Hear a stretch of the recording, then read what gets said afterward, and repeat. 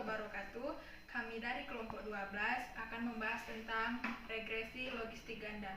Sebelumnya, saya akan memperkenalkan anggota kelompok saya. Yang pertama saya sendiri, Lisa Ayu Rizani. Yang kedua Anissa Hadisti. Yang ketiga Ani Hairunisa. Selanjutnya Imelda Putri Rizky dan Osiana. Selanjutnya mengenai outline yang akan kami bahas. Yang pertama yaitu uji multivariat. Yang kedua pengertian dari uji regresi logistik ganda. Yang ketiga syarat uji regresi logistik ganda. Yang keempat fungsi dan keuntungan uji regresi logistik ganda. Selanjutnya langkah-langkah dari uji regresi logistik ganda. Selanjutnya pengaplikasian uji regresi logistik ganda pada aplikasi SPSS. Selanjutnya tabel penyajian uji regresi logistik ganda. Dan yang terakhir ialah interpretasi dari uji regresi logistik ganda. Langsung saja ke pembahasan yang pertama yaitu uji multivariat. Nah, uji multivariat ialah atau bisa dikatakan analisis multivariat, suatu analisis yang melibatkan variabel dalam jumlah lebih dari atau sama dengan 3 variabel, di mana ada satu variabel terikat dan lebih dari satu variabel bebas, dan variabel ini memiliki keterkaitan atau ada hubungan antara variabel satu dengan variabel yang lain. Baik, saya akan melanjutkan presentasi dari Lisa tadi. Di sini saya akan menjelaskan mengenai pengertian dari uji regresi logistik ganda. Jadi, uji regresi logistik ganda ini adalah metode untuk penganalisisan variabel independen dan variabel dependen yang bersifat dikotomi. Contohnya, misalkan merokok dengan pilihan ya atau tidak. Kemudian ada perbedaan dari uji regresi linier dan uji regresi logistik. Sebenarnya antara kedua uji ini memiliki kemampuan untuk memasukkan beberapa variabel independen ke dalam satu model secara bersamaan. Yang membedakan hanyalah dari jenis variabelnya saja.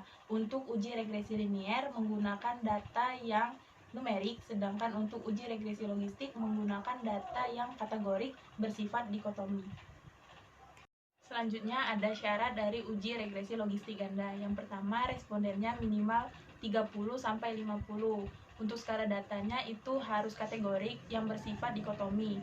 Kemudian memiliki lebih dari satu variabel independen. Dan untuk seleksi kandidat harus p-value-nya lebih kecil dari 0,25. Untuk analisis multivariat, p-value-nya harus lebih kecil dari 0,05. Dan untuk melihat prioritas yang diutamakan, itu melihat dari perubahan OR yang nilainya lebih besar dari 10%. Selanjutnya itu ada fungsi regresi logistik ganda. Yang pertama itu menetapkan model matematik yang paling baik untuk menggambarkan hubungan variabel independen dan variabel dependen. Yang kedua itu menggambarkan hubungan kuantitatif antara variabel independen dengan variabel dependen setelah dikontrol dari variabel lain. Yang ketiga itu untuk mengetahui variabel mana yang paling dominan dalam memprediksi variabel dependen. Dan yang terakhir itu ada untuk mengetahui adanya interaksi pada variabel dependen. Kemudian itu ada keuntungan regresi logistik ganda. Yang pertama itu kemampuannya memasukkan beberapa variabel dalam satu model. Yang kedua itu ada variabel dependennya boleh campuran antara variabel kategorik maupun numerik. Yang ketiga itu sebaliknya, variabel berupa kategorik karena interpretasi analisis lebih mudah. Baiklah, sebelum menuju langkah-langkah SPSS dalam uji regresi logistik berganda, kita perlu tahu bahwasannya regresi logistik berganda memiliki dua model untuk penganalisisan. Model yang pertama dinamakan model prediksi. Model prediksi bertujuan untuk memperoleh model yang terdiri dari beberapa variabel independen yang dianggap baik untuk memprediksi kejadian variabel dependen. Langkah-langkahnya adalah yang pertama, melakukan uji bivariat terlebih dahulu dengan melihat nilai p-value lebih kecil dari 0,25. Apabila nilai p-value lebih kecil dari 0,25, dapat langsung dimasukkan untuk uji multivariat. Namun, jika nilai p-value lebih besar dari 0,25, kita harus melihat substansinya terlebih dahulu dengan syarat dikeluarkan terlebih dahulu. Jika penting, maka variabel independen itu tetap dimasukkan. Untuk uji yang kedua, melakukan uji multivariat dengan melihat nilai p-value yang lebih kecil dari 0,05. Jika nilai p-value lebih besar dari 0,05, maka harus dikeluarkan satu persatu untuk melihat perubahan odds rasionya. Yang ketiga, mengidentifikasi variabel numerik apakah akan dirubah menjadi kategorik ataupun tidak.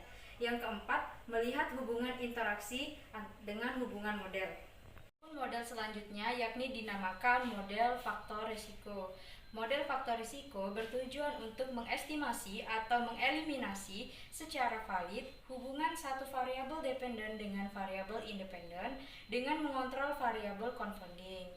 Langkah-langkahnya yakni yang pertama, kita lakukan pemodelan lengkap baik variabel dependen, variabel independen, dan variabel confounding. Yang kedua, lakukan penganalisisan dengan mengeluarkan variabel interaksi yang nilai pivotnya tidak signifikan atau lebih besar dari 0,05 dengan cara pengeluaran satu persatu. Yang ketiga, lakukan penilaian confounding dengan cara mengeluarkan variabel confounding tadi satu persatu, lalu lihat selisih odds ratio-nya. Jika lebih kecil dari 10%, maka variabel yang tadi dikeluarkan untuk selama-lamanya. Namun jika lebih besar dari 10%, maka dimasukkan kembali. Baiklah, selanjutnya saya akan menjelaskan pengaplikasian atau langkah-langkahnya dalam uji regresi logistik ganda pada aplikasi SPSS. Selanjutnya saya akan menjelaskan bagaimana langkah-langkah dalam menguji uji regresi logistik ganda pada aplikasi SPSS. Pertama kali kita lihat variabel independennya, apakah ada yang numerik atau kategorik semua. Di sini ada satu variabel independen yang numerik. Jadi sebelumnya kita harus mengkategorikannya terlebih dahulu. Yang pertama, transform record into different variable. Masukkan variabel ini ke outputnya, ubah nama,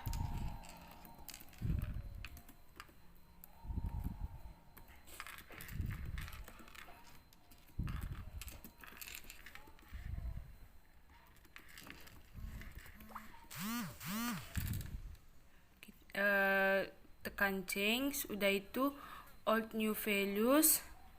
Di sini kita memakai dua kategori, yang pertama 1 dan 2, di mana 1 itu kurang dari 25 tahun. Jadi kalau 2 kurang 25 tahun berarti 24. Di sini 1. Dan yang kedua yaitu highest, ini berarti 25. Sini 2. Continue. Oke. Nah, di sini sudah terlihat bahwa sudah dikategorikan. Kita lihat ke ininya. Nah, di sini sudah ada. Nah, di values-nya kita ubah jadi yang tadi, yang jadinya 1 yaitu kurang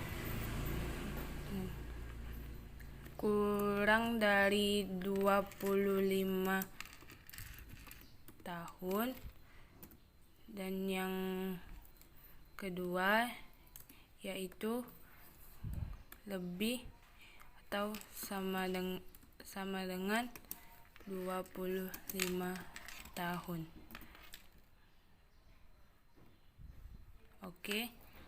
Sudah, kita lihat ke data view-nya. Nah, sudah, ini berarti selanjutnya yaitu kita langkah pertama yaitu seleksi bivariat, di mana seleksi bivariat ini kita menguji satu persatu variabelnya yang antara variabel independen dengan independen. Di sini jadinya setiap variabel independen itu diuji masing-masing antara independen dengan dependen. Di sini saya akan satu variabel saja yang saya uji sebagai sampel, yang itu variabel umur yang sudah dikategorikan, yaitu langkah pertama yaitu analyze regression, kita ambil sudah itu binary logistik.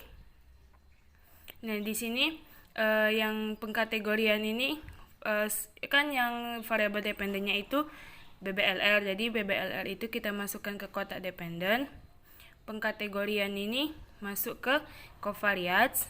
Setelah itu klik option. Nah, di sini kita centang CI for EXP yang B. Nah, centang itu baru klik continue. Setelah itu oke. Nah, di sini yang kita lihat yaitu di kotak variable in the equation, di mana yang kita lihat sig ini. Nah, sig ini itu menunjukkan p-value-nya. Nah, kan tadi sudah dijelaskan bahwa kalau dalam seksi bivariat ini p-value-nya itu harus kurang dari 0,25. Nah, di sini sig atau p-value dari umur yang sudah dikategorikan itu yaitu 0,164, yang mana artinya itu bahwa variabel umur ini masuk atau bisa dikatakan masuk ke dalam pemodelan uji multivariat. Nah, tadi setelah kita melakukan uji bivariat atau seleksi bivariat satu persatu, kita akan melihat nilai p-value-nya yang di sini, yang ini. Nah, jadi setelah semuanya diuji bivariat antar variabel independen dengan dependen, hasilnya nanti akan seperti ini.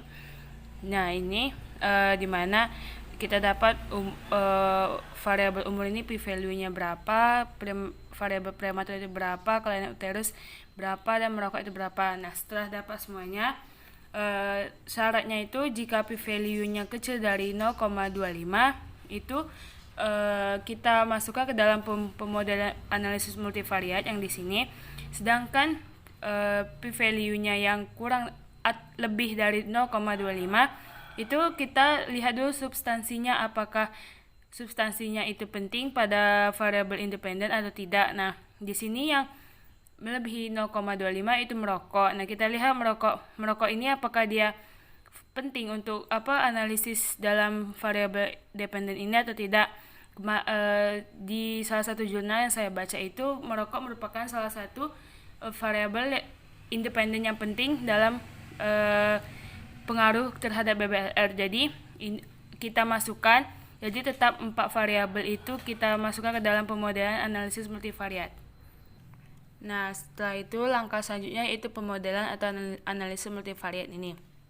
Dalam analisis multivariat ini kan tadi sudah dapat 4 variabel yang akan masuk dalam pemodelan. Nah, itu yaitu analisis umur, variabel umur, prematur, kelainan uterus, dan merokok. Di sini di analisis multivariat ini dilakukan secara bersamaan analisis independen terhadap dependen. Itu yang seperti ini, masukkan variabel BBLR ke kotak dependen dan semua variabel merokok, prematur, kelainan uterus, dan merokok ke kotak covariat, lalu pilih option. Di SPSS-nya akan seperti ini.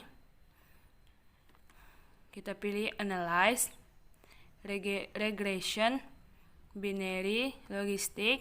Sudah itu riset terlebih dahulu.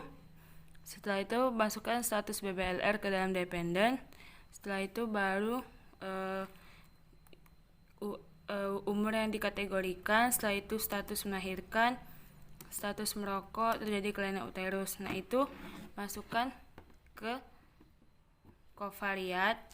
Ini pilih option.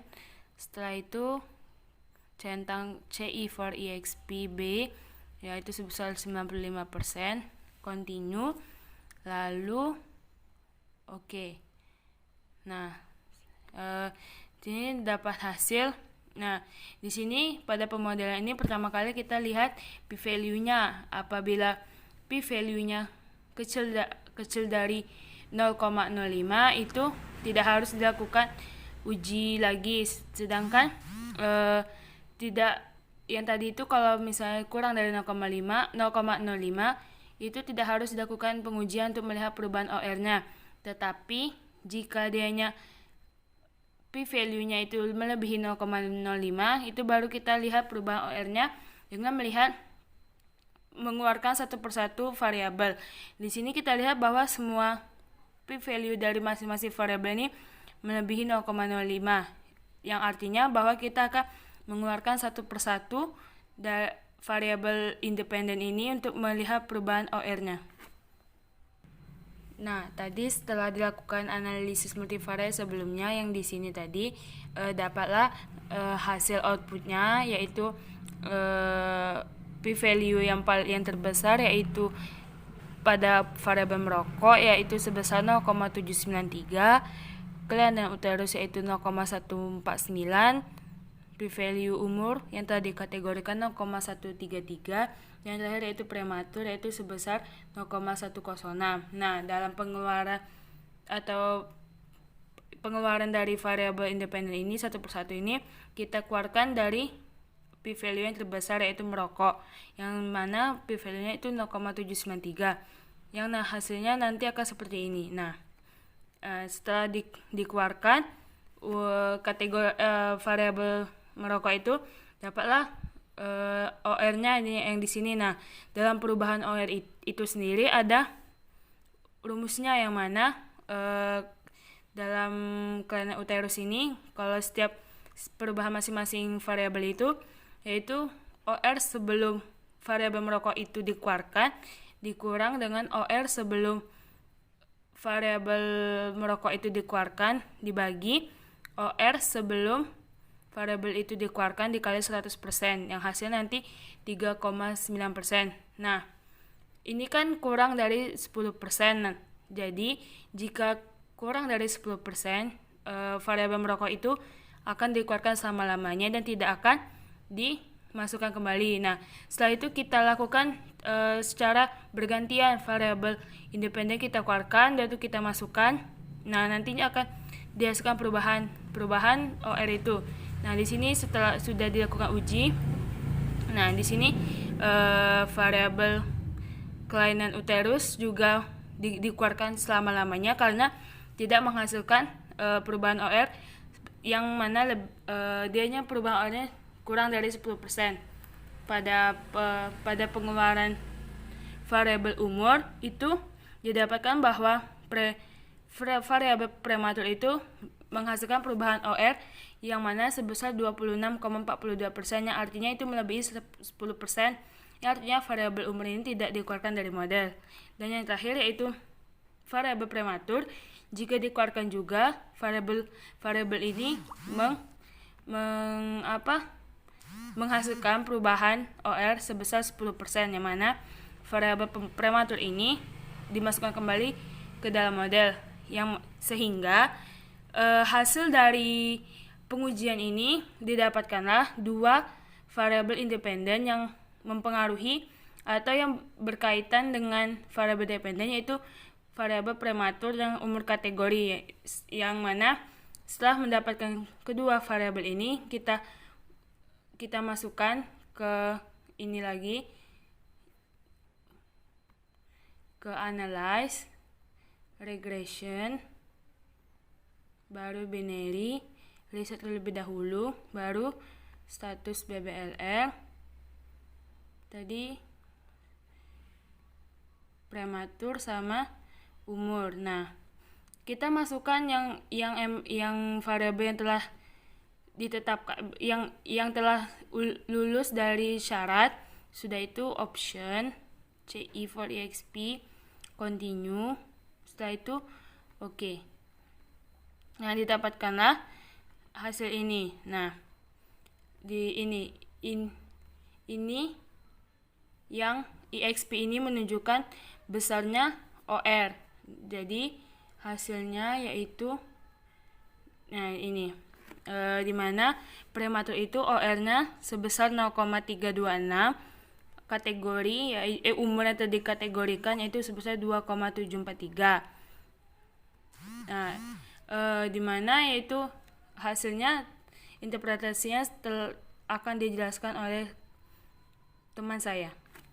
Terima kasih. Baiklah, saya akan menjelaskan tentang tabel saji dan interpretasi dari uji regresi logistik berganda. Berikut adalah tabel penyajian dan interpretasi dari uji regresi logistik ganda. Setelah dilakukan analisis multivariat, variabel yang memiliki hubungan dengan kejadian berat bayi lahir rendah adalah variabel umur dan prematur. Interpretasinya adalah dari keseluruhan independen yang diduga mempengaruhi berat bayi lahir rendah, terdapat satu variabel yang paling berpengaruh terhadap berat bayi lahir rendah, yakni variabel umur ibu, dengan p-value 0,123 dan nilai OR yang diperoleh yaitu 2,743. Artinya, umur ibu mempunyai peluang 2,743 kali lebih besar menyebabkan berat bayi lahir rendah, dan peneliti percaya bahwa umur ibu dapat mempengaruhi berat bayi lahir rendah pada rentang 0,761 sampai 9,889. Jadi, kesimpulannya adalah semua variabel yang masuk model atau yang lolos seleksi kandidat berarti memiliki pengaruh terhadap variabel dependen. Yang kedua, apabila setelah diuji dalam model akhir multivariat, yang tersisa dalam model berarti terbukti sebagai variabel independen yang secara bermakna atau signifikan mempengaruhi variabel dependen. Sedangkan yang tidak masuk model akhir berarti sebagai variabel perancu atau confounding, yang artinya menjadi variabel yang mempengaruhi hubungan variabel independen dan variabel dependen. Yang ketiga, variabel dengan odds ratio terbesar dalam model akhir multivariat menjadi variabel yang paling dominan mempengaruhi variabel dependen. Sekian presentasi dari kelompok kami. Apabila ada kesalahan dalam penyampaian materi ataupun kata, kami mohon maaf. Wabillahi taufiq wal hidayah. Wassalamualaikum warahmatullahi wabarakatuh.